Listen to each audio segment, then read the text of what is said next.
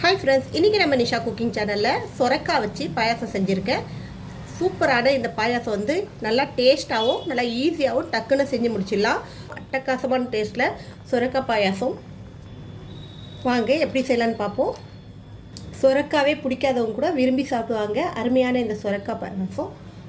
So இதை நீங்கள் festival டைமில் கூட செய்யலாம். பாருங்கள், டேஸ்ட் செம்மையாக இருக்கும்.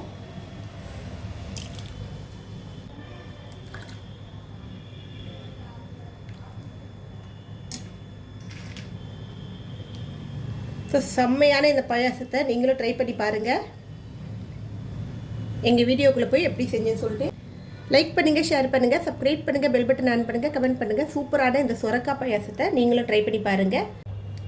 சொரக்காய் வச்சு பாயாசம் பண்ண போகிறேன். ஸோ இது வந்து நாட்டு சொரக்காய், பானை சொரக்கான்னு கூட சொல்லுவாங்க. ஸோ நிறைய சீசன் இப்போது நிறைய வரும். ஸோ இந்த சமயத்தில் இந்த சொரக்காய் வாங்கி நம்ம செய்யலாம். சொரக்காயில் வந்து நம்ம எது செஞ்சாலும் குழந்தைங்க அந்த அவ்வளோ சீக்கிரம் சாப்பிட மாட்டாங்க. ஸோ இது சாம்பாரில் போட்டாலும் சரி, இல்லை ஒரு கூட்டு பொரியல் எது செஞ்சாலும் சரி, அவங்க இந்த ஈஸியாக சாப்பிட மாட்டாங்க. ஆனால் பாயாசம் செம்ம டேஸ்ட்டாக இருக்கும், ஈஸியாகவும் சாப்பிட்ருவாங்க. சொரக்காவை மேல் தோலை நீக்கிடலாம். இப்போ இதுக்கு தோல் சிவியாச்சு, இதை நம்ம துருவிக்கலாம். இந்த மாதிரி கொஞ்சம் பெரிய பல் இருக்கிற சைடாக பார்த்து துருவிக்கலாம்.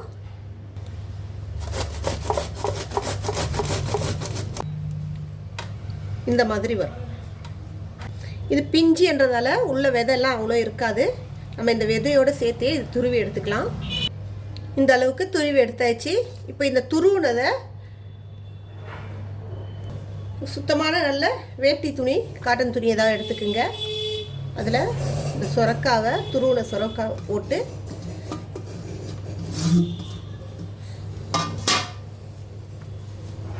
தண்ணியெல்லாம் நல்லா பிழிஞ்சு எடுத்துக்கலாம்.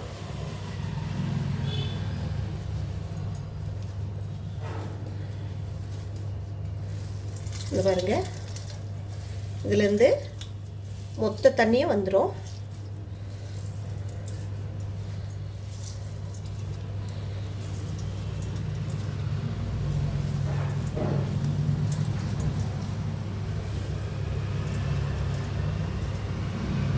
இவ்வளோ தண்ணியும் பிழிஞ்சு எடுத்தாச்சு.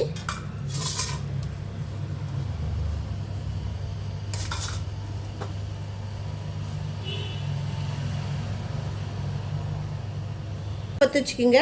அடுப்பில் நீங்கள் எதில் பாயாசம் செய்ய போகிறீங்களோ அந்த பாத்திரத்தை வச்சுக்கோங்க. அதில் ஒரு ஸ்பூன் அளவுக்கு நெய் ஊற்றிக்கலாம். அடுப்பை நல்லா சிம்மில் வச்சுக்கோங்க. இப்போ இந்த நெய்யில் முந்திரி, பாதாம், திராட்சை எல்லாம் வறுத்து எடுத்துக்கலாம்.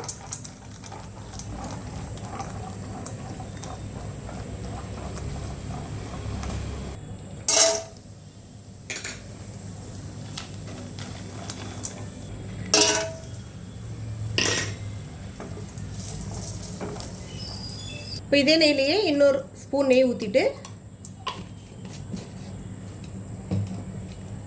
நம்ம இங்கே துருவி வச்சுருக்க சொரக்காயை போட்டுக்கலாம்.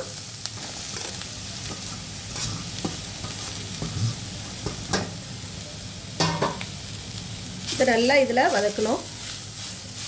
இந்த நெய்லேயே இது நல்லா ஃப்ரை பண்ணிக்கணும். இதில் உள்ள பச்சை வாசனை போகிற அளவுக்கு நம்ம இதை நல்லா ஃப்ரை பண்ணணும்.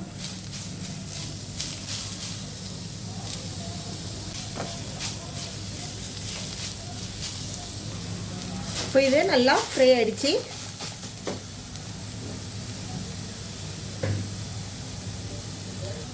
இப்போ இதில் ஒரு 1/2 லிட்டர் காய்ச்சின பால்,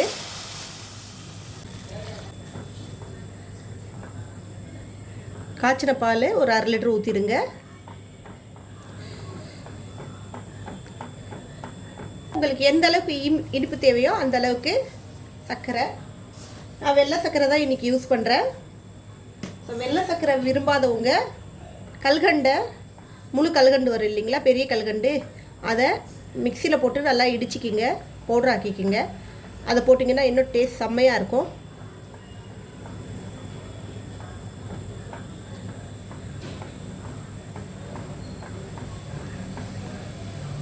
இதே போல் நாட்டு சர்க்கரை விருப்பம் இருந்துச்சுன்னா நாட்டு சர்க்கரை கூட போட்டுக்கலாம். ஏன்னா நாட்டு சர்க்கரை நம்ம பாலில் போட்டோம்னா பால் திரிஞ்சிடும், அந்த பயம் இருக்கும்.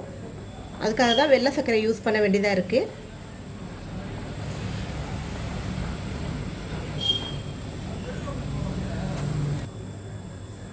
இப்போ இது நல்லா கொதித்து வரட்டும். இந்த காய் வந்து வேகணும்.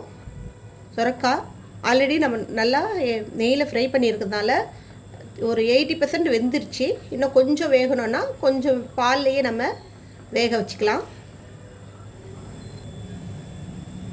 இப்போ இது பால்லையே நல்லா வெந்துருச்சு. ஒரு 5 நிமிஷம் வேக வச்சாச்சு. பால்லையே நல்லா வேக வச்சாச்சு.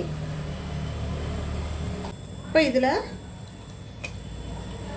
ஒரு 2 ஸ்பூன் கண்டென்ஸ் மில்க் போட போகிறேன். ஸோ இது வந்து ஆப்ஷன் தான், போடலனாலும் பரவாயில்ல, நல்லா டேஸ்ட்டாக இருக்கும். கண்டென்ஸ் மில்க் போட்டு நல்லா மிக்ஸ் பண்ணி விட்ருங்க. அடியில் போய் உட்காந்து அடி பிடிச்சிடக்கூடாது.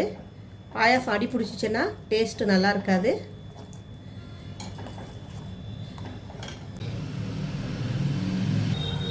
அவ்வளோதான், அருமையான சூப்பராக டேஸ்ட்டாக ஒரு சுரைக்காய் பாயாசம் ரெடி பண்ணிட்டோம். இதுக்கு மேலே நீங்கள் இப்போது நட்ஸ் எல்லாம் போட்டு சேவ் பண்ணலாம். ஸோ டேஸ்ட் செம்மையாக இருக்கும். சுரைக்காய் சாப்பிடாதவங்க இந்த பாயாசம் செஞ்சு கொடுங்க, விரும்பி சாப்பிடுவாங்க. சுரைக்காயில் செஞ்ச டேஸ்ட்டே இருக்காது. பாயாசம் அந்த அளவுக்கு அட்டகாசமாக இருக்கும். ஆஷிக், பாயாசம் எப்படி இருக்கு? அல்டிமேட், சூப்பர்மா. ட்ரை பண்ணி பாருங்கள். இன்னொரு ரெசிபியோடு உங்களுக்கு சந்திக்க வரை உங்களோட விடைபெறுவது உங்கள் நிஷா. எங்கள் சேனல் லாஸ்ட் வரைக்கும் பார்த்து உங்கள் அனைவருக்கும் மிக்க நன்றி. பாய்.